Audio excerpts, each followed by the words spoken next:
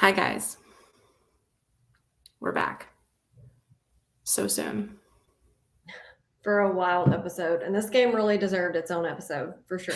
100%. This game, I don't think I've ever taken as many notes about a game in my life. Like, there was so much going on in this game that I was running out of, like, expletives and descriptor words. Nuts.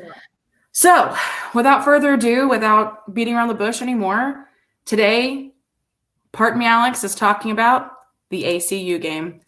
So let's get it going.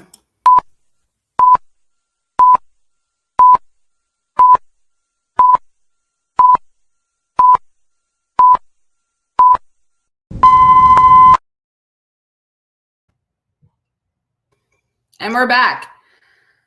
Alex, Jacqueline, we're here. We're here to talk about basketball as per usual. You know the drill. The only Lumberjack basketball podcast on the air, coming at you live from Nacogdoches and Tyler. Here to talk about the ACU game that happened on Wednesday night in Abilene. This game was a wild one. So we have a lot to talk about, a lot to dissect, a lot to dive into. So let's just start it off. Jacqueline? All right. So as you all know, we have a pretty long back and forth history with ACU. Before this game, we had 24 wins and 14 losses. Our largest margin of victory was 97-62. That was in 2016. Our smallest margin of victory was 61-60 in 2019. We did beat them earlier this season at home, 75-68. It's always close when we play them, no matter where either one of us fall in the standings, or if it's on the road or at home or whatever. Doesn't matter. It really doesn't. And I'm glad that you mentioned that, because a lot of people like to compare us, to compare ACU and us together. And I mean, and that's fair, because we honestly have very similar styles of play. So I get it. I totally understand. And of course, we have other things in common as well. I mean, you have Brett Tanner, who's the head coach of ACU, who used to coach Underwood when he was here, right? No, and then he was under Casper. Was he under Casper? Okay. I didn't go back far enough. Okay, yeah, that's right. Yes. And then you have Antonio Bostic, who played under Underwood. That's what I was going for. Who is one of the assistant coaches. And he has, again, a lot of experience with SFA, because he used to play here. And so there's just a lot of connections between us and ACU. And just a crazy game. A lot. Okay, so moving on from that, let's go in and talk. Did you go over you went over this, the history? Yes, okay. I totally just blanked. Let's go over the WAC standings. There's a bunch of games happening today and happening currently. The first one that literally just ended a few minutes ago, or maybe a little bit ago, was Utah Tech at UTA. And UTA got the upset wildly in like another overtime game, 71-69. So shout out to that. That's crazy. They've come out of nowhere, like, since their coach got fired. Yeah, I know. Well, I guess, I mean, now looking at it, it's really not necessarily an upset. I'm sorry. I thought, see, this is the problem. There's so many Utah teams that I get confused. Yeah. So there's Utah Tech, Southern Utah, and Utah Valley. Southern Utah and Utah Valley are up at the top. Utah Tech is at the bottom. My bad. I'm so sorry. So it wasn't necessarily a upset, but it was like a buzzer beater finale. I was about to praise UTA for the upset, because that would have helped us, but it really didn't. So thanks a lot for that, I guess. Appreciate your player, even though it didn't help us out at all. But good for you for the buzzer beater. But yeah, they've come on recently. Obviously, they beat us at home. Now you have Utah Tech coming in, and they beat I think it was like don't know if it was a double overtime or like us, but it was an overtime, 71-69 buzzer beater. So, hey, Good for them. Good for them. Doesn't do much because they're still at the bottom, but good for them. Okay, so some of the other games happening today are Southern Utah, which is at the very top with Sam Houston. So whoever loses that game will maybe help us a little bit, maybe. Also tonight is Utah Valley and Abilene Christian. So if ACU pulls an upset, that also helps us. Come on, ECU. And then you have Tarleton and UTRGV playing tonight as well. So those are just some of the marquee games happening tonight and today in the WAC. And then, of course, tomorrow is our game versus California Baptist at home on Sunday Fun Day. But going over to the standings, currently, as of right now, not obviously including the game that just ended, Utah Valley is up at the top still. They've just been playing absolute just dog basketball and murdering everyone. So they have an overall record of 21-7 at 12. And like I said, they're at the top of at the conference standings. Sam Houston is next at 11-4. That's in the WAC. And then we have us at 10-5. So technically, yeah, we're right there in the third slot. Because Sam Houston and Utah Tech are tied for second. So we're technically in the third slot there in the WAC. Then we have Seattle U at 10-6, Grand Canyon 8-7, Tarleton 8-8, California Baptist 6-8, UTA 6-10, but you could add another one to that. So that's 7-10. Abilene Christian 5-9, UTRGV 4-11, Utah Tech 4-12, and New Mexico State. Obviously, they've suspended their play. So they're still at 2-10, and they will not change from 2-10 because they done. That is it. Looking at the WAC resume seating, we're still at the moment at number 6. And like I said before, unless something happens, us losing at home hurts so much. I mean, they knock you so bad when you lose at home. So us losing at home to UTA did us zero favors. And I really think if we would have won that game, Grand Canyon just lost, there was a possibility that we could have jumped Grand Canyon and get into the 5th slot. But they didn't.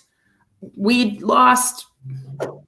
So here we are. So we're still in the 6th seed. We would need Grand Canyon to lose out and us win out, basically, for us to move into that 5th slot, which is potentially possible. I don't know how many points all of those things are worth, but never say never. But here we are, still in the 6th slot. Just destined to be there, I guess. I guess so. I guess so, yeah. It's so close to the end, so, I mean, there's not a whole lot of time But left. no.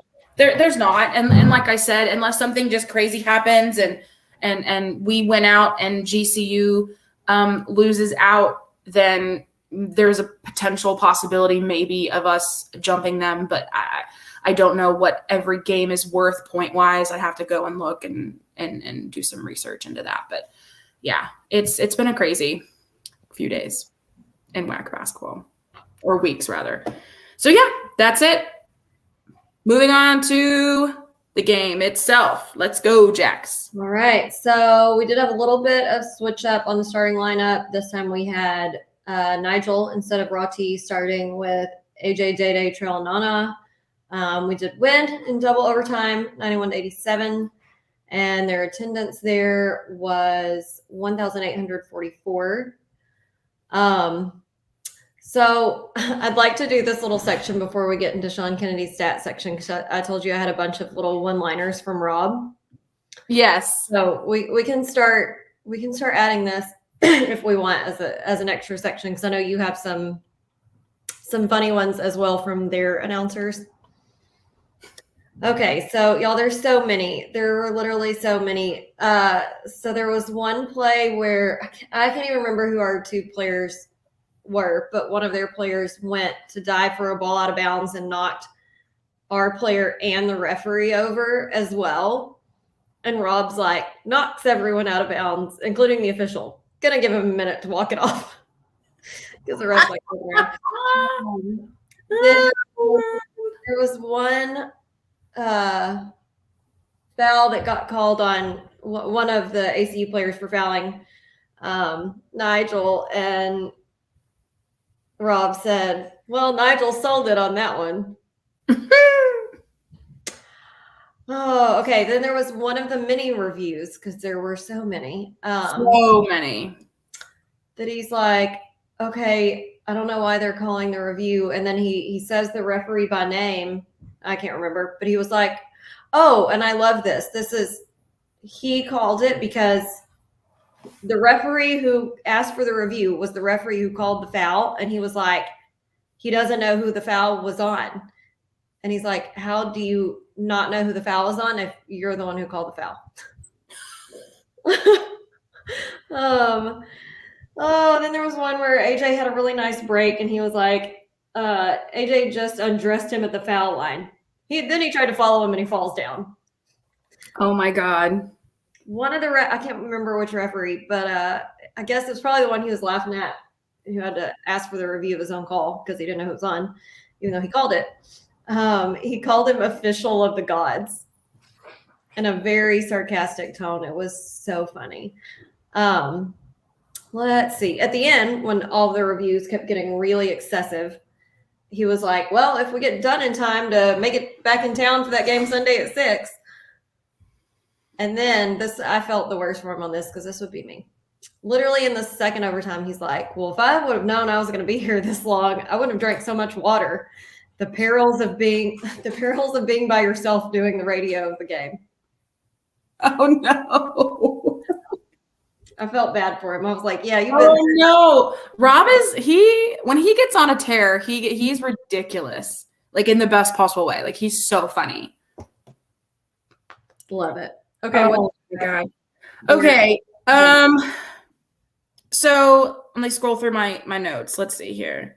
So this first one isn't necessarily about the announcers themselves, but wherever the announcers or wherever the microphone was sitting, you could hear clear as day some little old lady near the mic yelling, defense. Like, you could tell it was a really, really like old woman. You could just tell.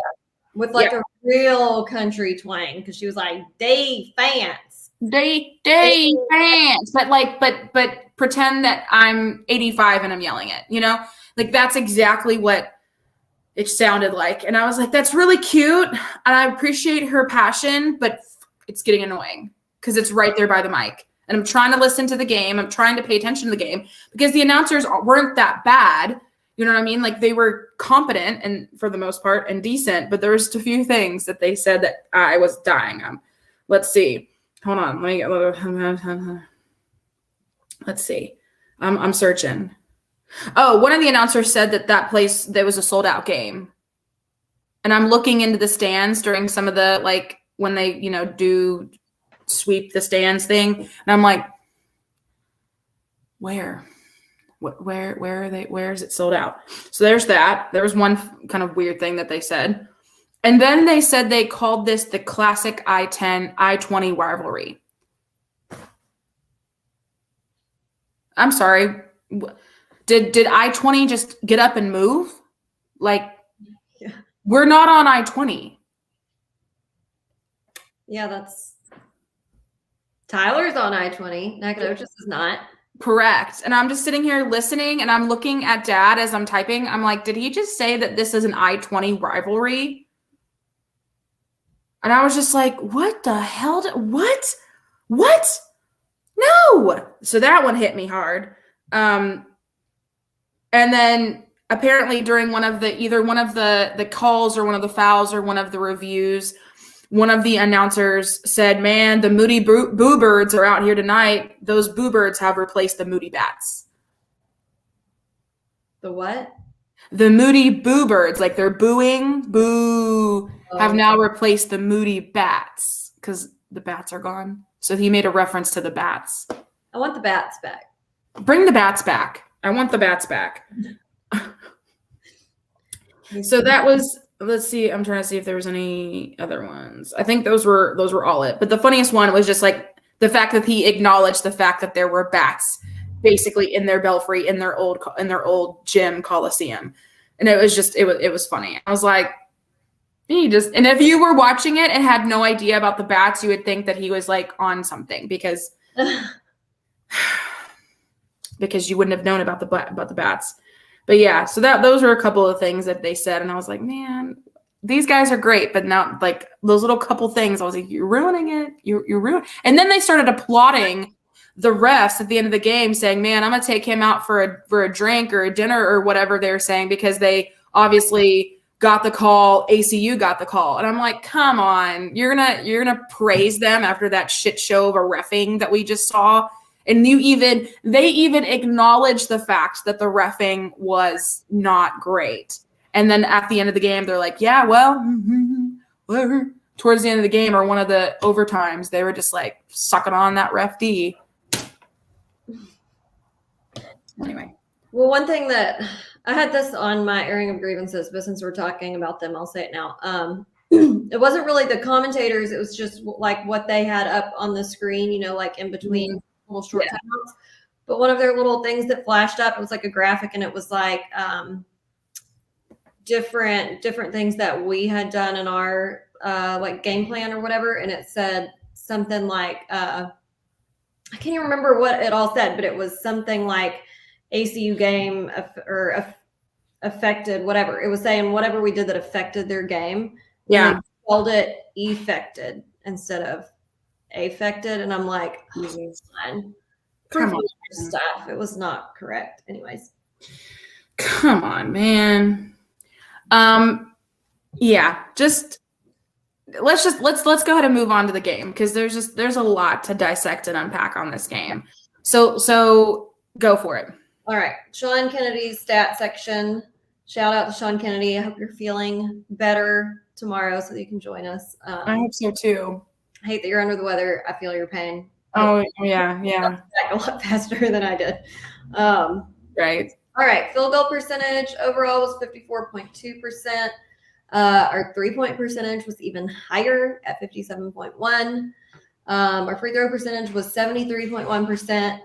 We had 40 points in the paint, 15 points off of turnovers, 11 second chance points, 15 fast break points.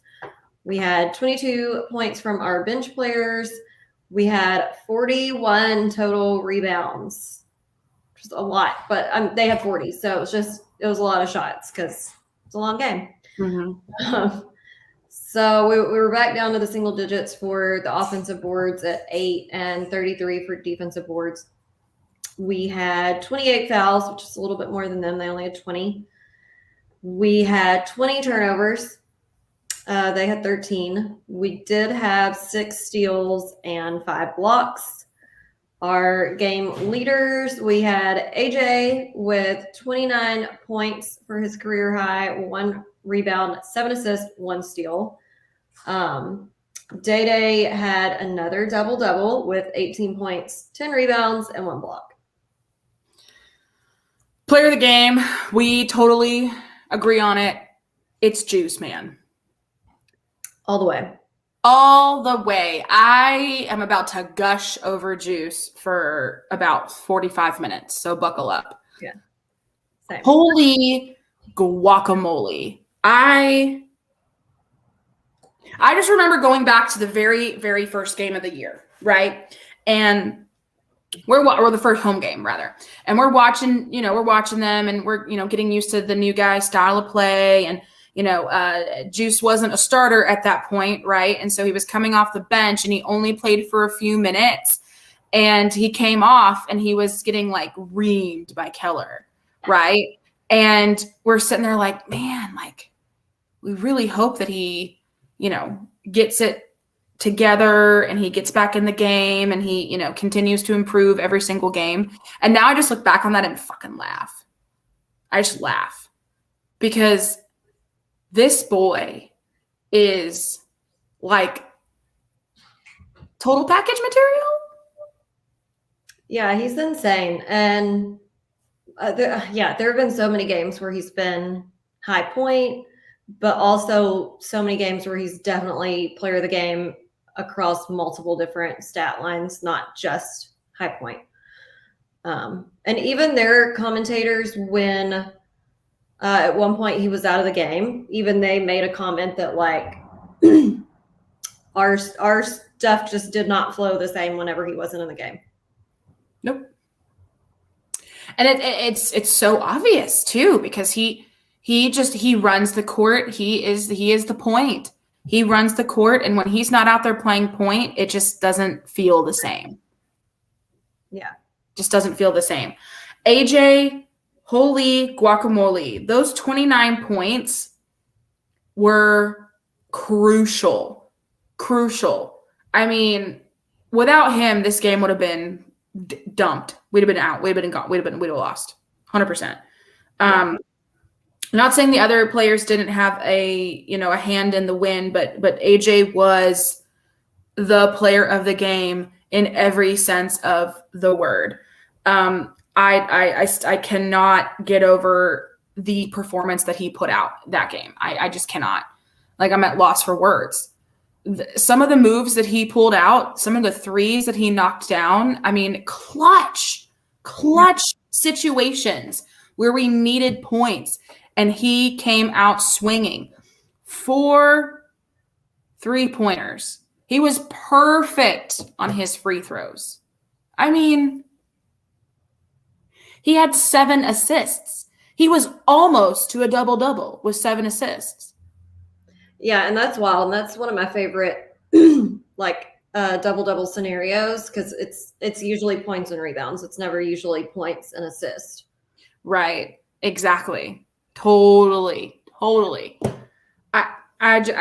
can't. AJ juice. Just he brought the juice. He brought the fire, and I'm so happy for him. Me too. And we'll just happy for the team. Like, the difference between the I'm not gonna say camaraderie is the word, but like the difference between like the synchronicity of the team between the UTA game and then this game, where it looked like a completely different team. Like they had their ducks in a row more in this game. And the only reason why it's just a close game because ACU is a really good team too.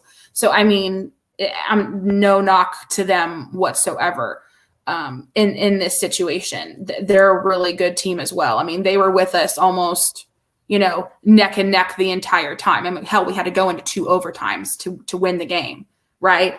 Yeah. So, I mean, we were up by 11 at halftime, and it's like, and they fought back. They outscored us in the second half, 44-33. Right back in and made us go 2 extra periods to. Exactly. So the fact that we scratched and clawed and the entire team, everyone played that came, and they all worked together and they all made it happen and had 0 quit in them was very like a weight off my shoulders to see, because after that UTA game, they looked very, like we mentioned yesterday, defeated, totally deflated. And I was like, God, please, just we have games to do. We have games to finish before this season's over. Like, let's just get it together. And so, yeah. What else to say about AJ? So he had multiple threes that were amazing. He had that wild, I wouldn't say buzzer three, so it wasn't like the end of a period, but it was a shot buzzer 3. Mm-hmm. Just tons of great threes. Even some of his assists were like top 10 plays. There was one where he did this beautiful baseline drive and dished it to Trell for a wide open 3. It was amazing. He had and he also had a couple and ones as well where he just drove the basket, got the and one. Love to see that, because that's what you kind of normally see from, him. And so, but then him, AJ, utilizing his range as well, because we've seen him shoot threes before. Like, we know he has it in him, but obviously that's not his main role in the game. And so to see him really just let it fly, he had wide open shots and he just took them. He said, you know what? I'm going. I'm taking it. And I'm glad he did because, again, we needed him. We needed him. I mean, was that the baseline one that you were talking about? Was that the no look? Yeah, I wrote that down too. The no look pass to Trell. I literally just put a bunch of like happy faces and screaming faces because that was just an amazing play. Amazing play. Okay, so we all know how well Trell played. Like you said, chef's kiss. Let's just continue on. Otherwise, we'll be here all night talking about Trell, which I'm fine. I mean, AJ and Trell. Let's talk about Trell. Screw it. All right. I had already talked about him, so let's talk about him now. So Latrell, he had 1-3. He didn't have as many points as he normally did, and he also fouled out of the game. We had 2 foul outs, him and Nana. He had 8 points. He had a steal, a couple assists, and 3 out of 7 on his field goals. So not the best game from Trell, but as we've always said, it doesn't matter if he's having a great game. He allows other people to shine when they're on, and he hypes the absolute hell out of them. But there was still some good moments from Trell. Like I said, he had that nice 3 in there. What else did Trell do? I think he took a couple charges. Did he not? Yeah, he took a couple charges and he played some really great defense. It only shows him for 1 steal, and I thought there was more, but he may have kind of been in the mix where he sort of forced a turnover that someone else snagged, you know? Yeah. And again, I hate that he fouled out of the game too, kind of early. Well, wasn't it? Where was it in double overtime he fouled out? Mm-hmm. Yeah. Okay. So not necessarily super early, but he did foul the game, and so did Nana. And I hate when guys foul out, especially when we need them if we're going into multiple overtimes. Yeah, and I wish Jose, the crew is back. Glad you're feeling better, Jack. See y'all soon. We can't wait to see you, Jose. Yeah, when you coming down? You keep saying you're coming. Come on. I think he's planning to come for homecoming. Nice. That's so many months from now. Well, I think he may try to come for Blueberry too, I think. Oh, well, okay then. But unsure on that for now. Okay. What was I about to say? Oh, I don't know. I wish there was something that I don't know. I don't know what I think the answer is, but I wish there was some sort of allowance for fouls going into extra periods because when you go in overtime, they give you another timeout. And I don't necessarily think you should get a whole nother foul because it's only 5 minutes, but I don't know. I don't know what the answer is, but I just hate the like uneven nature of like having the 5 fouls are supposed to be for 40 minutes of play, not for 45 or 50 or whatever, you know? No, I understand what you're saying. I have to agree with that. I mean, maybe. Yeah, I don't know what the answer is, but. Yeah, I don't know either. It's a good point though. Let's see what else. All right.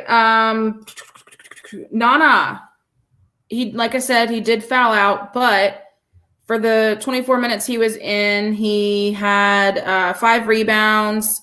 He had 2 blocks, 2 really nice blocks as well. Love to see that from Nana. Love to see the aggression. Love to see him down there in the paint fighting and doing what he can do to help the team out. So we love to see that from Nana. I will give some shout out to the announcers because they did pretty equally talk about both teams. They gave SFA their due and their love and their shout out just like they did for their home team. They really said a lot of good things about SFA. I mean, they said that we were number 3 in the country at taking the ball away. I mean, they were giving all the good statistics and all the good about us. And so I got to give them a shout out. Yeah, they were. They talked up Day a lot. Mm-hmm. And there were even a few of the mini official reviews that they did. They would like say that they thought the call was against ACU, you know? Yeah, exactly. Oh, yeah, they admitted it. Like, yeah, no, that's definitely out on ACU, or no, that's definitely a foul on ACU. Like, why are we looking at this? Like, it's definitely a foul on so-and-so. And I'm like, see, this is the kind of announcing that we need, that is needed in basketball. Impartial. When it's obvious that it's a foul on the team that you're home calling for, like, you can't just be like, well, I don't see it there. No, come on, dude. Come on. You gotta be obvious here with that. Man, oh man, Derek played so well in that first half. Holy. He did. He played amazing. He was not on his best A game in the overtimes. But the first half and even most of the second half, he played great. He played amazing in the first half. Played so well. He had nice rebound, and then he got fouled on the putback. Let's see here. He had also then, like, a few plays later, right after Nigel hit an amazing three, he had a nice layup, and then a pass into Matt, and pass by Matt. He hit Derek into the paint. That was nice. Oh my God, what else from Derek? He was just fighting for rebounds. He was fighting for steals. He was fighting the whole time. I mean, he had 5 rebounds. He played for 23 minutes. He was 3 of 4 on his free throws, 3 of 8 field goal percentage. He had a steal, couple assists in there. So yeah, he was working. Yeah, he played great. I was really happy to see it. I don't know. It does make me still kind of wonder. I feel like he might still kind of have nagging from his injury, because that was a longer period of playing time. And so, sometimes I just wonder towards the end if it's more of a pain related thing.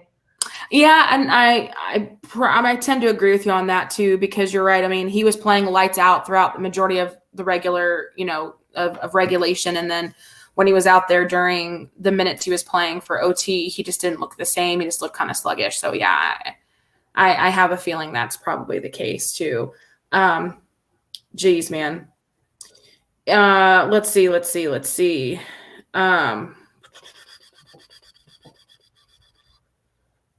Juice. I'm reading through my notes here. Day Hall, 18 points, 10 rebounds again, double from Day. This boy is – one thing that shocked me was that this I don't know how many games he's had this, but, like, he had 0 free throws this game, which is wild. Cats are being crazy. I don't know if y'all can hear that in the background. Okay, go on about Day. Sorry. No, I was just saying Day. Just, again, another game from him. Just a solid, consistent game. Double, 18 points, 10 rebounds, a block. He also had he was 9 of 11. He had no free throws, which was wild to me.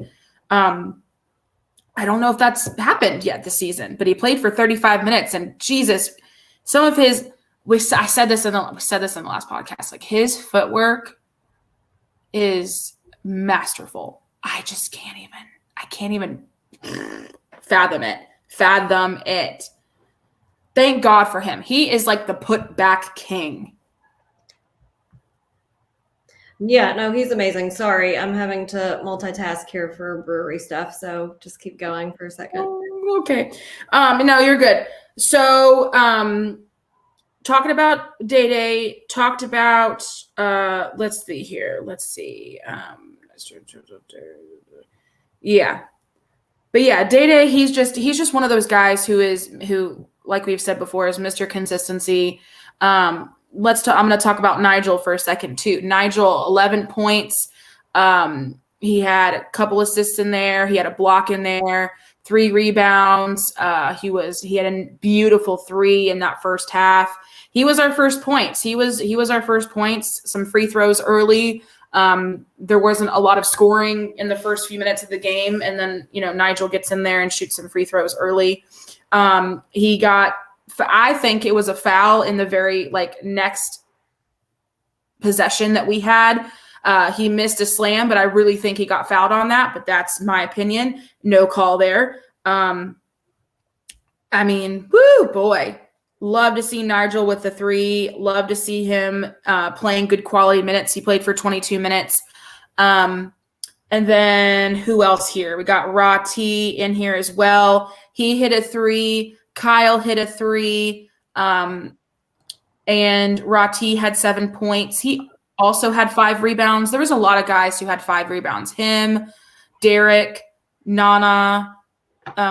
So yeah, there was just a lot of rebounds in there that the boys were getting. I mean, we had 41 rebounds. Amazing. The defensive rebounds were off the charts. Another positive is the fact that we had, let's see, let me go to that's okay, good. Back in the points in the paint at 40. Love, that's where it needs to be, baby. 40 points in the paint. But yeah, that's all that I have on my list.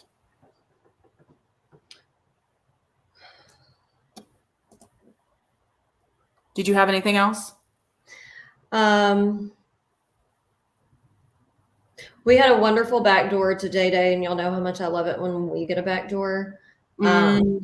Yes. And yeah, Day had some great putbacks, just all across the board. Amazing, like normal. Agreed. Threes all over. I feel like almost everyone contributed a 3, really. Well, besides, our big guys and Derek, but pretty much everyone else made a 3. AJ, Nigel, Trell, Rati, Kyle, or Matt. So all across the board, amazing. That's all I have. All right, sweet. Okay, moving on to grievances. With the airing of grievances. I got a lot of problems with you people. Now you're going to hear about it. You. All right. So again, as we know that we won the game, but of course that doesn't mean that there aren't going to be any grievances that we have. First thing I have to mention is a grievance is I love you, AJ, and you were player of the game and you played lights out, but there was a couple things. Very beginning of the game, some really, I don't know what the word is, like I guess not paying attention on the passing, but there was a pass that was way too high to Day in the paint, and that caused a turnover. Way too high in the paint. The 3-second violation calls. We've got to clean that up. I put that down too because I know Jalil got called at least twice. Yes. I wrote his name down specifically. And then that was another thing. Jalil he played 18 minutes and he had 2 rebounds. He had 1 point because it was a free throw. He didn't play that much in this game. He didn't really contribute as much this game. But yet he had how many personal fouls? 3. Yeah. Well, so that's a grievance of mine as well because we just did not do a great job defending Pleasant. And nope, I wrote that down too. Jalil was, I think, mostly guarding him. Let's see, how much did he scored 18 points. He was their second highest scorer. Yeah, we did not do a great job guarding him at all. And we kept fouling him inside the paint. Every time. Line numerous times. He was 8 of 9 from free throws. Yeah, I wrote that down though. I mean, all capital letters, literally quit fouling Pleasant in the paint. Enough. Jesus. Like I was getting so put off by that. Let's see here. While we're on this, while we're on the subject of Jalil and Pleasant, I have 2 more to kind of segue off of that. There was one, I don't know what happened once, but I've grieved on this before. Jalil was at the top of the key and picked up the ball, and then everyone's just staying put with him like about to get a 5-second call. And I'm like, someone come get the ball from Jalil. He's already picked up his dribble. We don't want him dribbling at the top of the key anyway. Like, yeah, he shouldn't have picked it up, but come get it. You can't just stand there and stare at him till he gets a 5-second call. And then why no tech called on Pleasant for swinging on the rim after that dunk attempt where he literally swung like 3 times before he let go and there was nobody underneath him? Thank you. That's a great point. I wrote that down as well. I also wrote down, let's see. The one person who did get a tech was Damian Daniels. He got a tech for the celebration after his dunk. And I was like, so you're going to call a tech on that, but you're not going to call a tech on pleasant swinging? I don't understand. Like, I know. Make it make sense, please. But as we know, as we get further into the game, the officiating just literally had their heads up their ass the entire majority of this game anyway. So there's that. Let the big man get a freaking 3, and we know he can shoot. We know he can shoot. We've seen it multiple times. And you let the big man get a 3. I hate that. Oh, God. Oh, God. Okay. And, of course. Oh, wait. Were you talking about Simeon's with the 3s? Yeah. I don't understand how he answers with those 3-pointers. I really don't. I can't like fathom it. I don't understand. And then we don't want to guard him. And I'm like, let's just keep letting him. And he almost won the game for them in regulation with a 3-pointer that we did not contest. And it like miraculously rimmed out and didn't go in. I don't know. Exactly. I saw him get the ball and you know, kind of reach back and about to hit the 3. And I'm like, I swear to God, if we lose this game on a big man 3, I'm going to fucking bust out of this house. Like, I'm going to lose my mind. They had Abilene Christian had 1, 2, 3, 4, 5, 6 guys in double digits. They also had way less turnovers than us. They had 13 turnovers. We had freaking 20. Okay. We had 28 personal fouls to their 20. I mean, what are we doing here? What are we doing? What are we doing?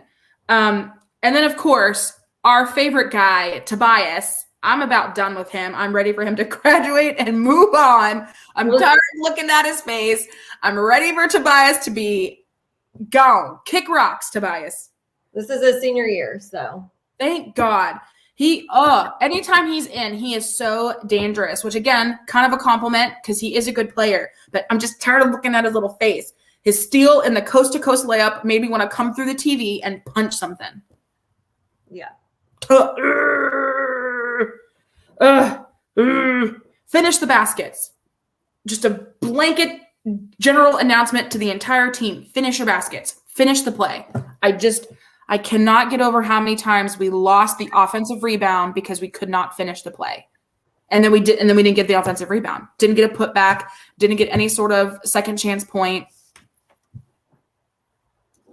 I don't know we just have like immunity to offensive rebounds. I don't know. Like, we make it very difficult for ourselves for some reason. I don't get it. I don't understand. Somebody please explain. So let's see. I had another. What we also, I mean, it doesn't happen often, but I just get frustrated when it does, is we did not do a good job of getting back on D after a fast break. No, I wrote that down too. I'm glad you said that. I understand that, because if it's a fast break, then in effect, like half of our guys should already be back in the backcourt, but then somehow we let them get a fast break. And I'm like, what are y'all doing back there? Falling asleep. They're falling asleep on the job. Like, you didn't even make it to the other end of the court, so you should already be set up and ready. I don't understand. And just the fact that they continually let ACU claw back into this game, you know, back-to-back 3s from ACU, and then they led. And, you know, and that's just a very frustrating moment, obviously for us, but I'm sure it's frustrating for the team as well, because, you know, they think they're playing well and doing good, and then they just sit back on their pockets, on their ass for a few plays, and then let them come back in by not guarding the 3, no contesting of that, letting them get, you know, steals and layups and turnover, and our main problem. And if we can just clean that up, and I know it's at the end of the season, so it's kind of late to the party, but if we could just clean up a lot of these forced turnovers that we're giving up, these offensive turnovers that we're just literally giving them the ball. We're giving them the ball, giving them the points, and we just have to clean half. If we have any hope or chance in the postseason in WAC Vegas, we have got to clean that up, because that's one of the things that UTA exposed on us and used it to our advantage. They freaking that in the threes. They called a charge on AJ. It was bullshit, or a block on AJ. It should have been a flop, actually. There was a bunch of flops that were non-called, but that's another thing. We have to quit dropping our shoulder, because that's all. When we're like driving to the basket, we love to drop our shoulder, whoever it is, and that also creates an opportunity for the other team to, get the block, get the call on, an offensive call, because it made it so obvious whenever we were dropping our shoulder. All they had to do was like go back a little bit, and there's another turnover. There's another call. Yeah, well, especially on a team like ACU who plays defense the way that they do, like us, you don't have a lot of separation between you and your defenders. So any tiny little thing that you do could knock them off balance. And yeah, if you're at all the one leaning in, you're probably not going to get the call. Exactly. And towards the end of the game and end of the regulation, I just wrote down what a torrential shit show. It was a torrential shit show from officiating, so many reviews. I mean, I know you want to get the call right. I get it. But I mean, it was just becoming a lot. It was just a lot. We had to go into 2 overtimes to win the game. We had shot clock violations out the asshole. Yeah. I still don't get the shot clock violation. I don't get it. I probably never will. I just don't get it. How you have the same time every single time you have the ball. It doesn't change. You have the same amount of time every time you get possession of the fucking ball. Yeah, well, and it also didn't help matters that their shot clock apparently wasn't working correctly. I guess not. So that also didn't help. But yeah, there were way too many reviews, and I understand there's some plays where it's needed, depending on the play or depending on the position of the game, like how close we are to the end and how close the score is and all that, and they want to make sure to get it right. But number one, the referees can't get every call correct, because they're humans. There's got to be an amount of human error. And so you can't stop and check everything. Like you have to accept a certain level of, like, there might be some calls that aren't, and some of them are going to be subjective anyway. And then the other thing is, you can't have a 10-minute review every time you want to review a call. Like, it shouldn't. That's my thing. Because also, anytime that they stop and go to review, they can only overturn the call that they made if what they're seeing on the video review is like beyond, I can't remember the term for it, but like obvious, has to have evidence. Like, I mean, it has to be like very obviously overturned. Right. So it's like, if it's not beyond the shadow of a doubt, looking at it's not going to overturn the call anyway. But there were just too many. And even Dad was losing his mind. He was texting me and he's like, reviews are ruining games. They take forever. Dumb. And then we had another review and he's like, another 10-minute review. And I'm just like, I wrote down the same thing. I was like, another 10-minute review. Like, we had multiple of them. It was getting to be, it was just a lot. It made the game twice as long. It made us more anxious and miserable, because I don't do well when I'm that anxious, man. I get irritable. Couple other things I'd like to point out that just drove me an absolute up the freaking wall. At the end of the game, both in regulation and the first overtime, and maybe a little bit in the second overtime,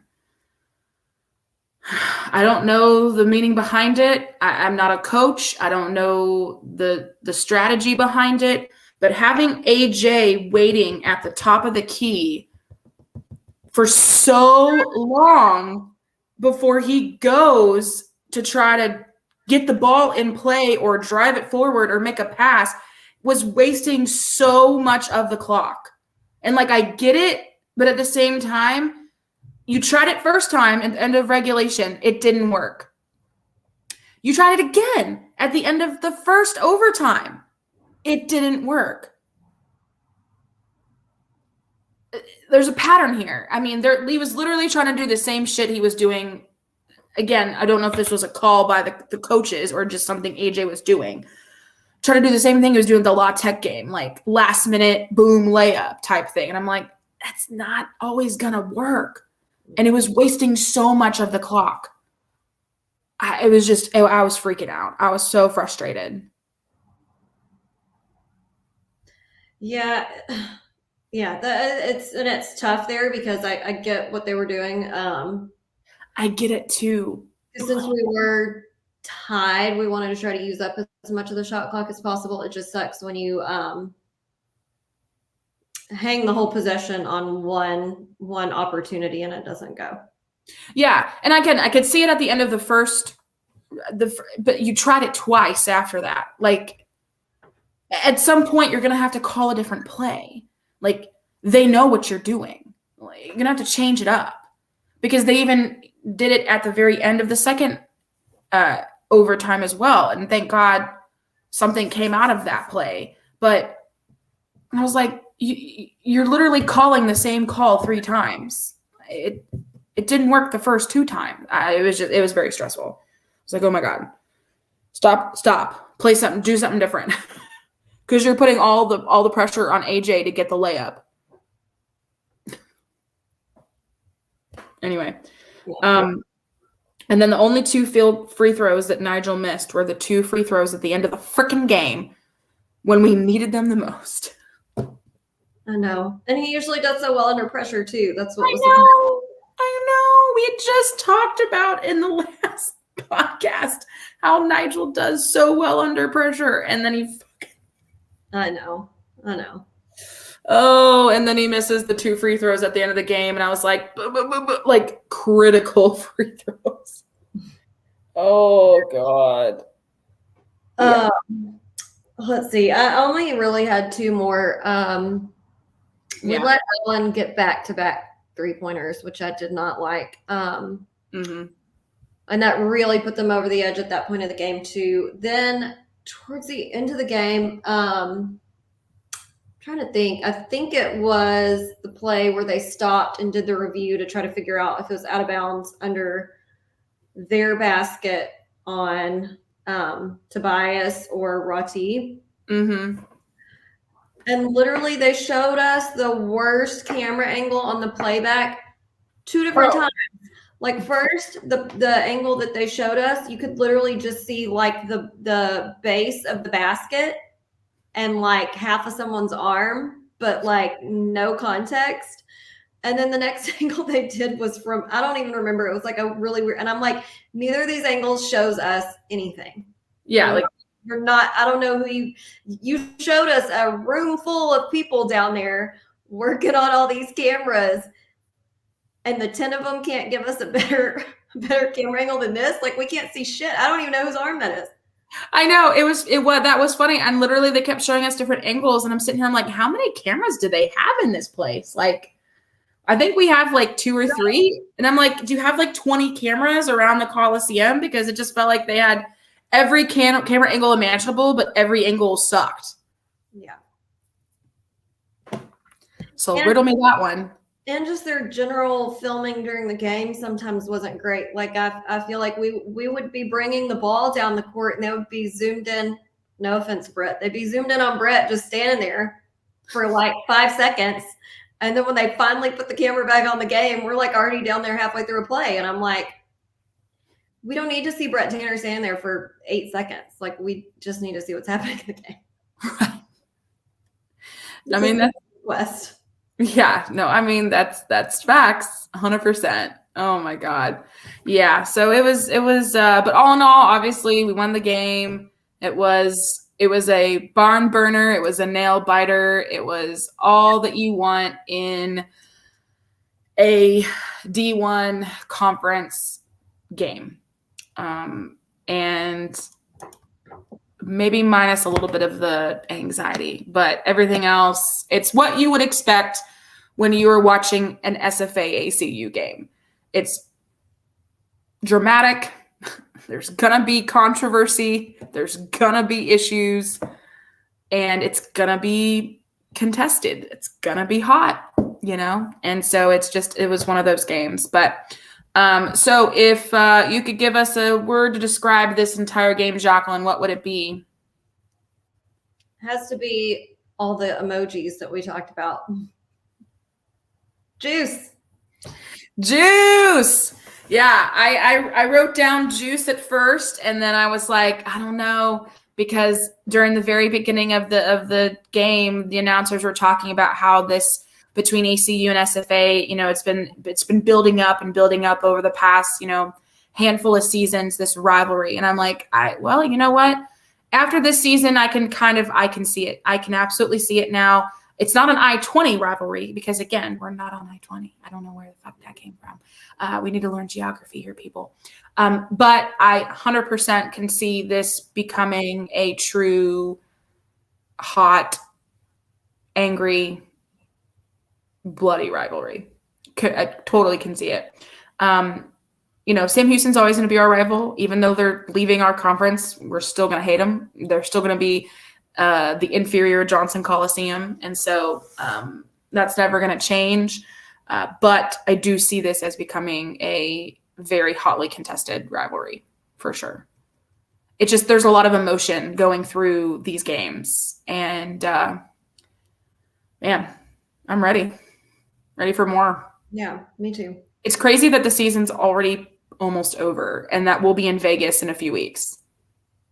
Like, very soon. It's going to be here before we know it. I know. I'm going to sit here. I'm going to try and count. We leave for Vegas in, not counting today, 1, 2, 3, 4, 5, 6, 7, 8, 9, 10 days.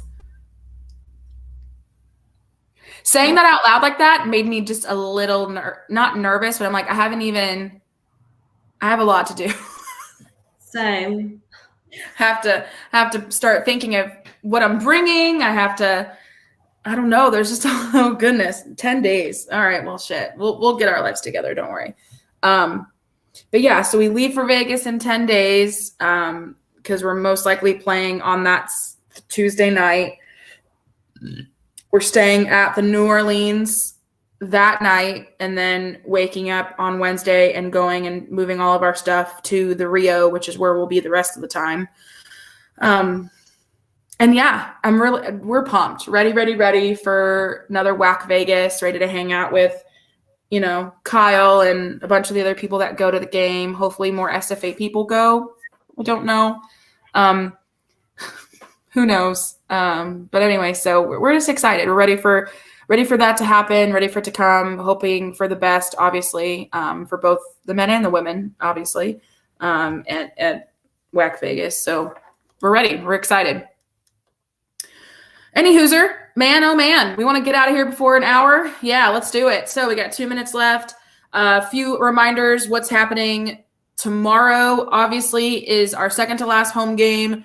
It is the ESPNU nationally televised game versus CBU. And of course, it is our PMA tailgate that we're doing it with Ted Smith State Farm and CBTX. And of course, the Alumni Association is going to be there too with a few tents out, and us will be there as well. There'll be free food and beer and drinks for the first 50 to 60 people that show up. And so if you're listening and you still haven't made a decision to come hang out, come tailgate with us, enjoy the beautiful weather, and then go into the game, watch the game, and then you can go home. Easy, done. Can't beat it. Simple. $5 tickets. First 3,000 people get a free white SFA shirt. So I'm assuming they're kind of going for a whiteout, even though they haven't said it. But why would you give away white shirts and then not have it be a whiteout? ? So I'll be wearing a white shirt, just if that helps with your outfit planning. So there's that. Anyway, so hope you guys will be there tomorrow. If not, then we'll hopefully see you at the last home game of the year, which is against Sam Houston next week. Dreaded. But got to do it. Got to do it. I know. Oh my goodness. All right, guys. Well, I hope you have a wonderful night. You have a great rest of your weekend. And we will see you hopefully tomorrow for tailgate and basketball. Be there, be square. Very good. Love that. All right, y'all. Have a good night. And remember, axe some jacks.